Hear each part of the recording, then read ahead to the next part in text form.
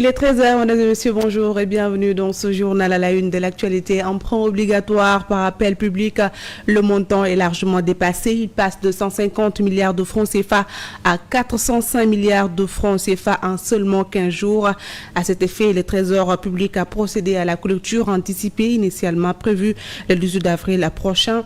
Cette stratégie de mobilisation des ressources internes lancée par l'État du Sénégal redonne confiance aux investisseurs. Ouverture de la plus grande centrale d'électricité au Sénégal, West Africa Energy du Cap des Biches fonctionne désormais pour satisfaire la demande et réduire le coût de l'électricité avec une capacité de 300 MW. Les coupures et le manque d'électricité seraient bientôt un mauvais souvenir dans le reste du pays. Vague de soutien pour le journaliste Simon Faye, incarcéré depuis quelques jours, donc sera présenté au procureur de la République ce lundi à 14 avril. Le syndicat des professionnels de l'information et de la communication du Sénégal dénonce et juge injustifié le motif de son arrestation car il n'est ni l'auteur ni le premier diffuseur de l'article incriminé, lit-on dans la note publiée. Voilà, c'était tout pour les grandes lignes de développement. C'est dans un instant.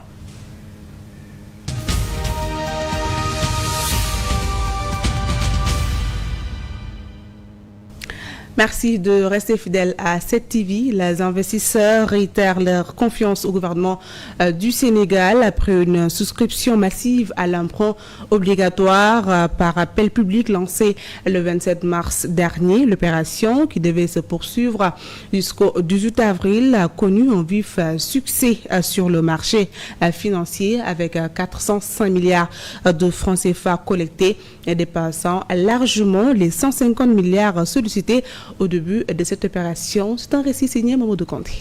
Dans une initiative de mobilisation interne de ressources nécessaires pour insuffler le développement, l'État du Sénégal avait lancé un emprunt obligataire par appel public à l'épargne d'un montant de 150 milliards de francs CFA. Mes chers concitoyens, chers partenaires du Sénégal, l'occasion nous est donnée aujourd'hui de contribuer à façonner le destin de notre pays en participant à une opération patriotique d'appel public à l'épargne et de soutenir l'État du Sénégal à financer ses ambitions légitimes de développement durable. À travers cette opération, le gouvernement du Sénégal va ainsi financer les investissements prévus dans le budget national grâce à un sursaut citoyen. Lancé le 27 mars dernier, les souscriptions devaient se poursuivre jusqu'au 18 avril 2025.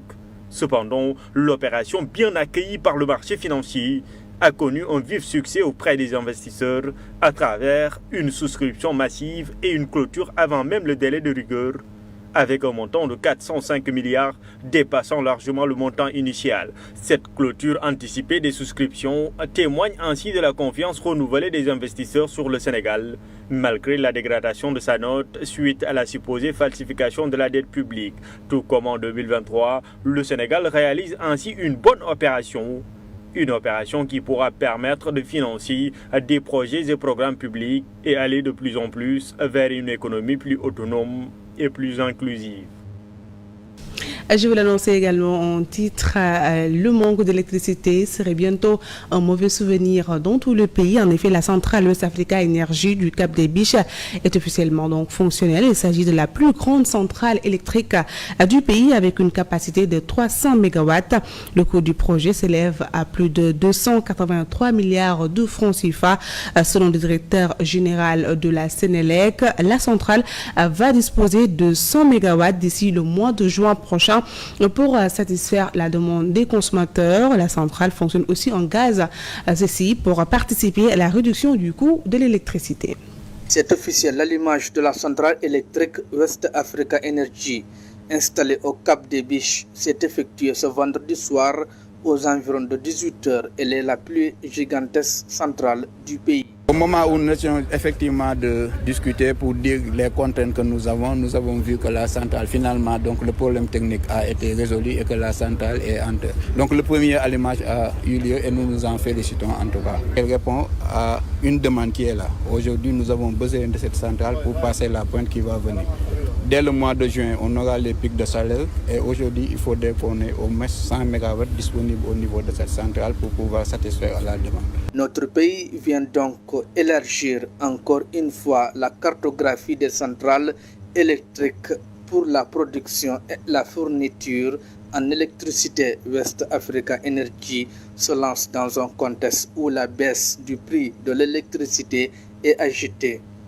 Alors doit-on s'attendre à la réduction des coûts pour soulager les ménages? La centrale, elle peut participer quand elle fonctionne au gaz à la réduction. Mais cette seule centrale ne peut pas réduire. Effectivement, elle va participer à la réduction parce qu'elle va avoir un coût qui va avoisiner.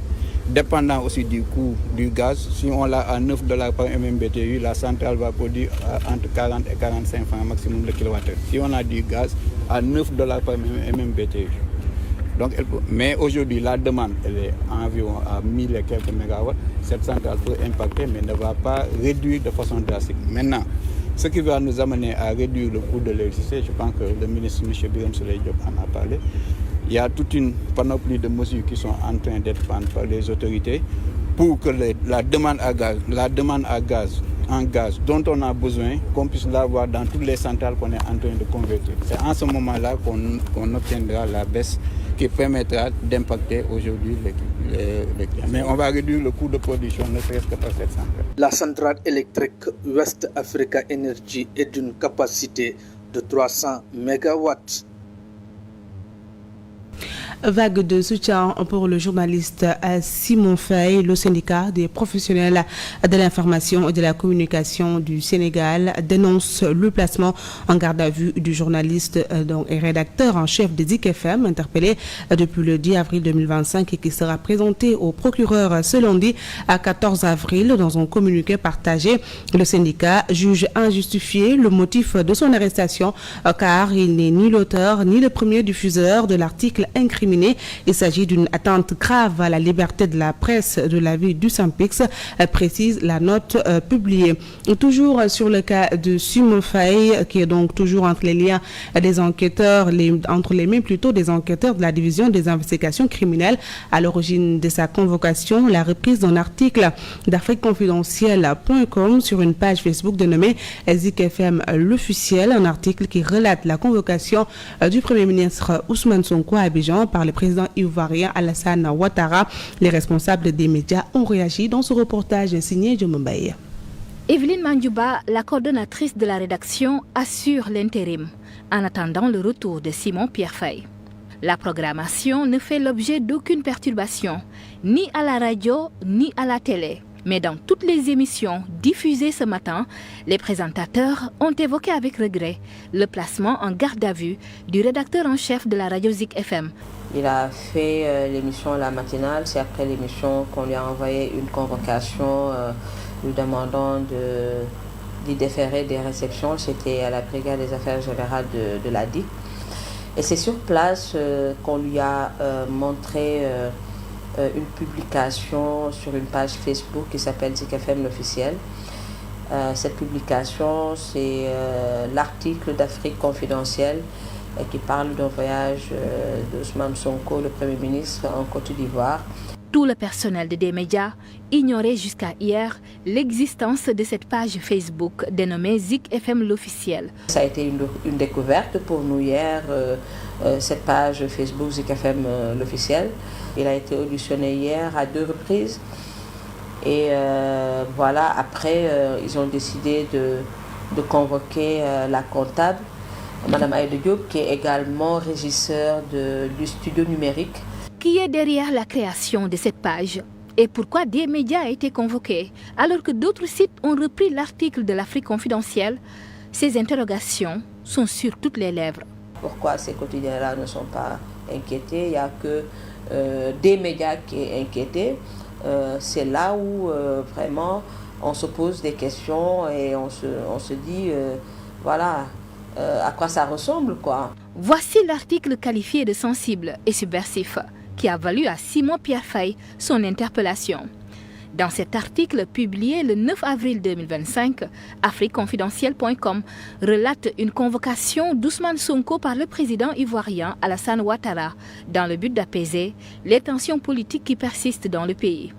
Cependant, à travers les lignes, le site a farouchement remis en question l'autorité du chef de l'État Bassirou Diomaye Faye en décrivant Ousmane Sonko comme l'homme fort de la République. Face à une vague de licenciements qu'il juge abusifs, d'anciens employés de structures publiques ont tenu une marche pacifique hier vendredi. Regroupés au sein d'un collectif, ces anciens travailleurs disent être expulsés sans préavis. Ils dénoncent une purge déguisée menée par le nouveau régime Bandagay. Du rond-point Sam au rond-point Poste-Médine, ils sont des dizaines à avoir battu le macadam. Des travailleurs licenciés de plusieurs structures étatiques dont le port autonome de Dakar, la Caisse des dépôts et consignations, Dakar Demdik entre autres. Ils ont manifesté pour dénoncer ce qu'ils qualifient d'injustice flagrante. L'objectif de cette marche est de l'alerter parce que nous, en tant que des citoyens responsables, en tant que collectif, nous avons saisi le président de la République depuis le 30 janvier, le Premier ministre depuis le 29 janvier, le ministre du Travail depuis le 30 janvier, le Haut Conseil du dialogue social et les 165 députés de l'Assemblée nationale ont été saisis par courrier. L'éducation de nos enfants aujourd'hui est en jeu, notre santé est en jeu, la santé de nos familles est en jeu. Cela fait plusieurs mois qu'ils sont privés de salaire. Réunis sous la bannière du Rassemblement des travailleurs du Sénégal, ils rejettent fermement les motifs économiques ou de recrutement politique avancés par leurs anciens employeurs, en contradiction avec le Code du travail. C'est des licenciements abusifs. Moi, j'ai fait l'inspection du travail. Vous avez des soucis économiques. Vous prenez les directeurs qui touchent des millions. Vous les reconnaissez avec les mêmes salaires. Vous licenciez Samba, demain vous prenez Paul. C'est ce qui se passe. C'est au vu aussi de tout le monde. Encore une fois, nous avons affaire à un gouvernement inhumain. Le mouvement a également attiré des acteurs du monde politique. Parmi eux, l'ancien député Moussa Diakhaté. Je dis simplement, Monsieur le Président de la République, vous appelez à un dialogue. Le meilleur et le plus urgent du moment, c'est le dialogue avec les travailleurs du Sénégalais. Non pas un dialogue politique, non pas un dialogue de compromis. La seule voie de vérité, c'est la voie du combat et nous le mènerons avec respect. Déterminés à se faire entendre, les manifestants entendent tenir une marche chaque mois jusqu'à obtenir gain de cause. Selon eux, plus de 30 000 employés ont été mis au chômage à travers le pays depuis l'arrivée du régime du président Bassirou Diomaye Faye. Direction dans la banlieue de Dakar, à Keur Massar, le marché a retrouvé son ambiance habituelle, mais l'activité est au ralenti. Selon les marchands ambulants et commerçants à qui travaillent, les clients viennent à compte-gouttes, ce qui rend un peu difficile leur business. Ces vendeurs sollicitent ainsi un site de recasement pour une meilleure réorganisation de leur secteur. C'est une correspondance signée Bakary Cissé. Keur Massar retrouve graduellement son ambiance habituelle après la fête de Korité. Les acteurs sont revenus sur leur lieu d'activité à l'attente de clients pour se tirer d'affaires, mais ce n'est pas encore le cas. Avant la Korité, même après, nous continuons à vendre. Nous avons pour le moment, les clients viennent au compte-gouttes. C'est le même constat, c'est Mambal. Non, marché mo fi toni mom say dafa taxaw quoi vraiment sa njaay mi lim day won bu jëg lay ñu da am sama do am waaw ñu xey rek am bo yoro njabot mëno xey to sa kër peut-être c'est dû au loolu quoi mais liggéey mi day won 100% de météo quoi traverse le pays. De météo quoi da lay xey so nga tolo soxam ñu xey nga ñibé. Aujourd'hui, ces braves marchands ambulants et commerçants, la plupart sont sur les trottoirs. Ils demandent juste un site de recasement et une bonne réorganisation de leur secteur pour mener à bien leurs activités. Nous devons être accompagnés et soutenus de recasement et de réorganisation de notre secteur d'activité parce que nous le voulons vraiment. Un nombre d'entre eux ont une qualification dans leur domaine. Khalidou, lui, est un maçon reconverti en marchand ambulant. Il sollicite l'État à venir en aide et investir sur ces jeunes dans leur métier qu'ils connaissent très bien. Il y a des profils importants pour les projets, parce qu'elles seraient les projets pour le Sénégal futur, pour construire le Sénégal futur. Parce que si vous voulez construire le Sénégal futur, il faut aussi faire des déplacements, faire des enquêtes et puis recenser des gens. Il y a des ouvriers ici, des artisans, tout ça. C'est toujours là. Oui. L'important c'est qu'il faut qu'ils viennent recenser les gens pour l'organiser dans ce secteur. Quoi. Il y a une qualification, il y en a beaucoup. Il y en a beaucoup ici. En attendant, ces marchands ambulants et commerçants cherchent profit pour subvenir à leurs besoins familiaux. Mais après la Korité, c'est toujours presque la déserte. Actualité politique à présent, le chef de l'État Bassirou Diomaye Faye accorde une importance particulière au dialogue social et à la concertation permanente avec toutes les composantes de notre société. C'est ce qui est donc le soubassement du dialogue politique prévu le 28 mai prochain. Selon l'analyste politique Mamadou Sy Albert, il faudra chercher à tout prix des consensus autour des sujets essentiels. Plusieurs questions essentielles, dont certaines ont déjà fait l'objet de discussions approfondies lors des dialogues politiques précédents, seront remises sur la table. Parmi ces questions, Mamadou Sy Albert cite les plus attendues. La réforme du régime présidentialiste que le président a annoncé en tant que candidat, en tant que chef de l'État. Donc ce président hyper puissant par ses pouvoirs, comment ils vont réformer le régime présidentialiste. À côté de ça, vous avez le statut de l'opposition qui a fait l'objet même de loi, mais qu'on n'a jamais appliqué. Comment rationaliser les partis politiques? Comment financer les partis? Cependant, il faudra attendre les termes de référence pour en avoir le cœur net sur la hiérarchisation des thèmes. Mais quoi qu'il en soit, les clés de réussite de ce rendez-vous dépendent, selon l'analyste, de la capacité des acteurs à trouver des terrains d'entente. Le Sénégal avance par consensus, que ce soit le code électoral, que ce soit l'organisation des élections, que ce soit le statut des institutions. Le Sénégal a toujours fonctionné par consensus. Maintenant, est-ce qu'il y aura un consensus? C'est ça la grosse question. S'il y a des consensus sur les questions majeures, certainement le Sénégal va faire un pas en avant. Selon le président Bassirou Diomaye Faye, les concertations préalables sont déjà en cours et c'est le Premier ministre Ousmane Sonko qui les dirige. En attendant le 28 mai prochain pour mieux attaquer la question fondamentale du système politique sénégalais en entier. Et puis l'ancien parlementaire Cheikh Abdou Bara Dolly s'est dit être en phase avec donc le vote de la loi interprétative de la loi d'amnistie votée récemment à l'Assemblée nationale. Le président du NEC Alpha Askanui demande à ce que la machine judiciaire soit lancée pour situer les responsabilités. Cheikh Abdou Bara Dolly encourage le député Amadouba à poursuivre la dynamique de la loi interprétative de l'amnistie. Parce que l'Assemblée nationale, c'est pas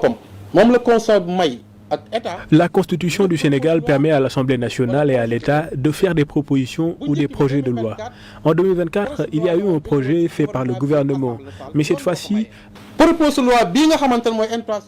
proposition de loi vient d'un député.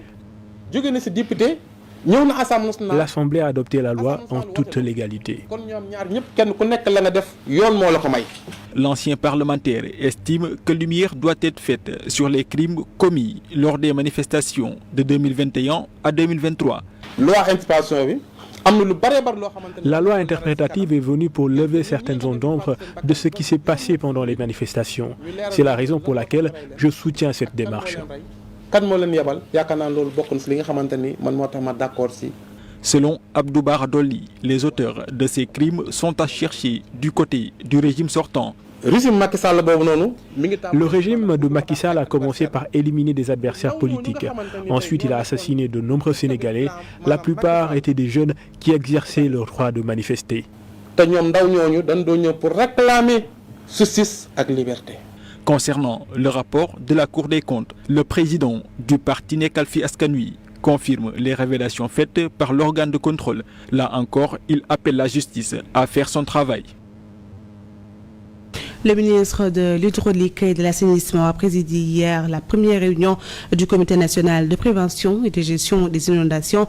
Cheikh Tidiane Dièye annonce 3 innovations majeures incluses cette année dans le processus de prévention. Il s'agit de l'inclusion, une méthodologie de connaissance des risques et le passage de bulletins météo, de prévision et des bulletins d'impact pour plus d'efficacité. Après les instructions données par le président de la République lors du Conseil des ministres du 26 mars dernier pour engager sans délai les opérations pré-hivernales, le ministère de l'Hydraulique et de l'Assainissement active la machine avec une première réunion du Comité national de gestion des inondations. Il s'agit pour nous de l'entrée en matière.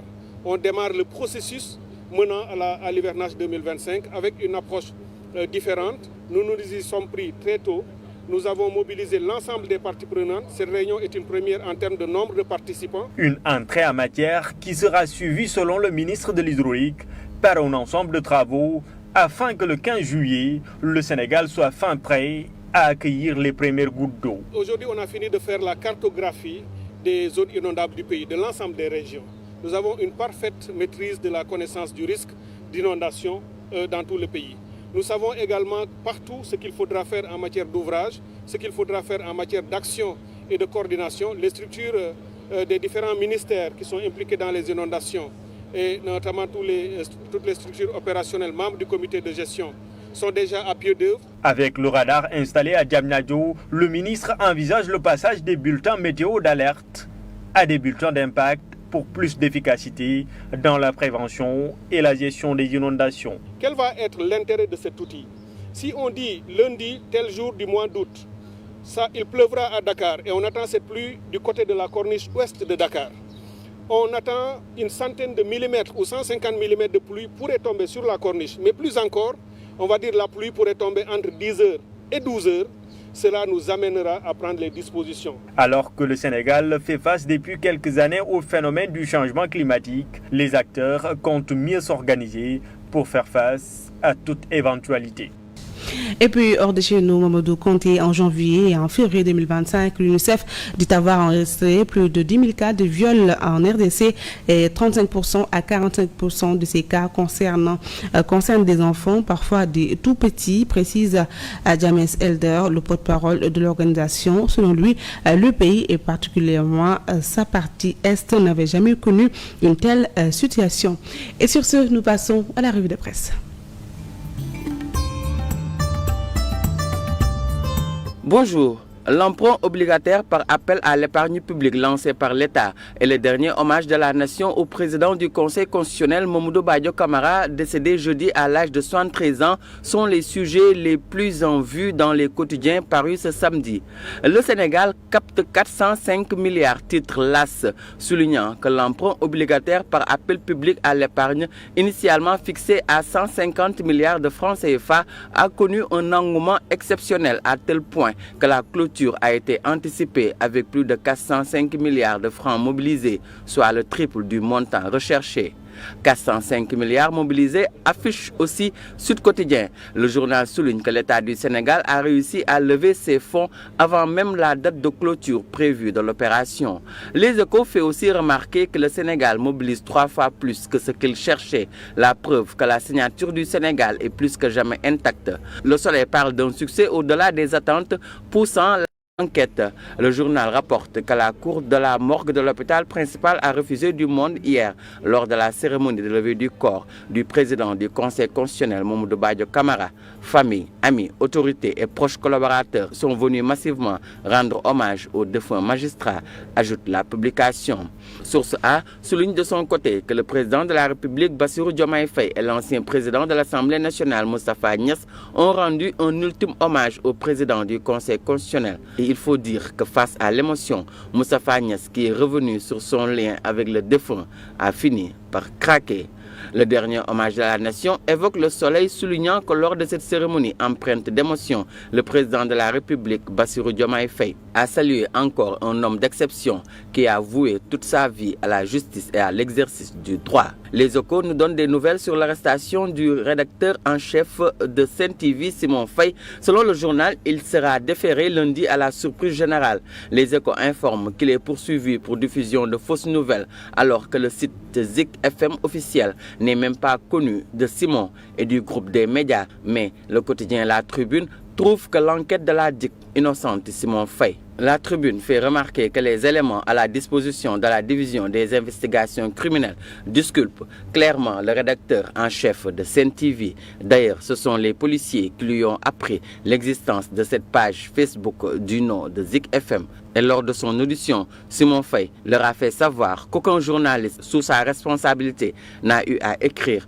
sur cette page Facebook. Et dans Tribune, le Synpics dénonce avec rigueur cette arrestation. Le syndicat regrette que cette pratique rappelle les dernières années sous le défunt régime, avec les arrestations, convocations et emprisonnements tous azimuts des journalistes. Le don de plus de 2 milliards de Mbakoui à Touba ne laisse pas indifférent le quotidien Enquête qui nous renseigne sur ce que dit la législation sénégalaise sur la circulation de fortes sommes d'argent en liquide. Selon Enquête, si aucun texte n'interdit de garder des milliards chez soi, leur circulation est strictement encadrée. Dans le journal Enquête, des experts jettent des regards croisés sur les limites et les zones grises de la réglementation. Et le journal Enquête fait remarquer que le Djoubdjoubal Djoubanti est à l'épreuve de Mbakoui Faye. C'est tout pour ce revue de presse du jour. Très bonne lecture. Très bonne lecture à tous. C'est la fin de ce journal. Merci de l'avoir suivi. À 14h, vous aurez la version Wolof de cette édition. Bonne suite de programme sur la 7TV. Au revoir.